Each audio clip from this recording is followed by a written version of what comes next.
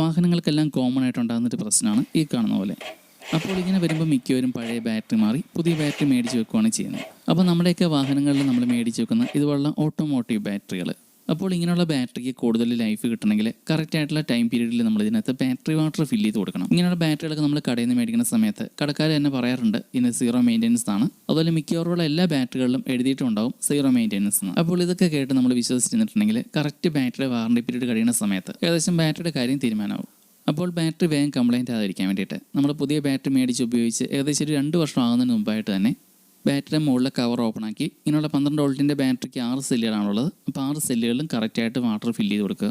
ഇതിൽ റീഫില്ല് ചെയ്ത് കൊടുക്കേണ്ടത് ബാറ്ററി വാട്ടറാണ്. ഇത് ഓട്ടോമോട്ടീവ് ഷോപ്പുകളിലേക്ക് കിട്ടും. 1 ലിറ്ററിന് 20 രൂപയ്ക്കേ ഉള്ളൂ. ഇപ്പോൾ ബൈക്കിൻ്റെയൊക്കെ ബാറ്ററിക്കാണെങ്കിൽ നമുക്ക് കുറച്ച് മതി. അതിലേക്ക് കാണുന്ന പോലെ സിറിഞ്ച് കൂടി ഉപയോഗിക്കുകയാണെങ്കിൽ നമുക്ക് ഓരോ സെല്ലിലേക്കും ഒഴിക്കാനും എളുപ്പമുണ്ട്.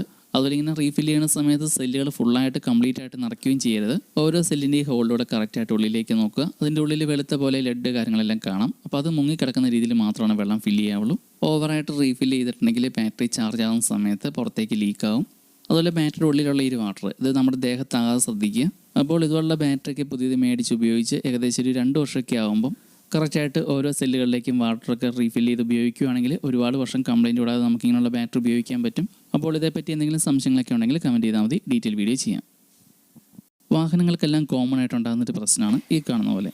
അപ്പോൾ ഇങ്ങനെ വരുമ്പോൾ മിക്കവരും പഴയ ബാറ്ററി മാറി പുതിയ ബാറ്ററി മേടിച്ച് വെക്കുകയാണ് ചെയ്യുന്നത്. അപ്പോൾ നമ്മുടെയൊക്കെ വാഹനങ്ങളിൽ നമ്മൾ മേടിച്ച് വെക്കുന്ന ഇതുപോലുള്ള ഓട്ടോമോട്ടീവ് ബാറ്ററികൾ, അപ്പോൾ ഇങ്ങനെയുള്ള ബാറ്ററിക്ക് കൂടുതൽ ലൈഫ് കിട്ടണമെങ്കിൽ കറക്റ്റ് ആയിട്ടുള്ള ടൈം പീരീഡിൽ നമ്മൾ ഇതിനകത്ത് ബാറ്ററി വാട്ടർ ഫില്ല് ചെയ്ത് കൊടുക്കണം. ഇങ്ങനെയുള്ള ബാറ്ററികളൊക്കെ നമ്മൾ കടയിൽ നിന്ന് മേടിക്കുന്ന സമയത്ത് കടക്കാർ തന്നെ പറയാറുണ്ട് ഇന്ന് സീറോ മെയിൻ്റെനൻസ് ആണ്. അതുപോലെ മിക്കവാറുള്ള എല്ലാ ബാറ്ററികളിലും എഴുതിയിട്ടുണ്ടാവും സീറോ മെയിൻ്റെനൻസ് എന്ന്. അപ്പോൾ ഇതൊക്കെ കേട്ട് നമ്മൾ വിശ്വസിച്ചിട്ടുണ്ടെങ്കിൽ കറക്റ്റ് ബാറ്ററി വാറണ്ടി പീരീഡ് കഴിയുന്ന സമയത്ത് ഏകദേശം ബാറ്ററിയുടെ കാര്യം തീരുമാനമാവും.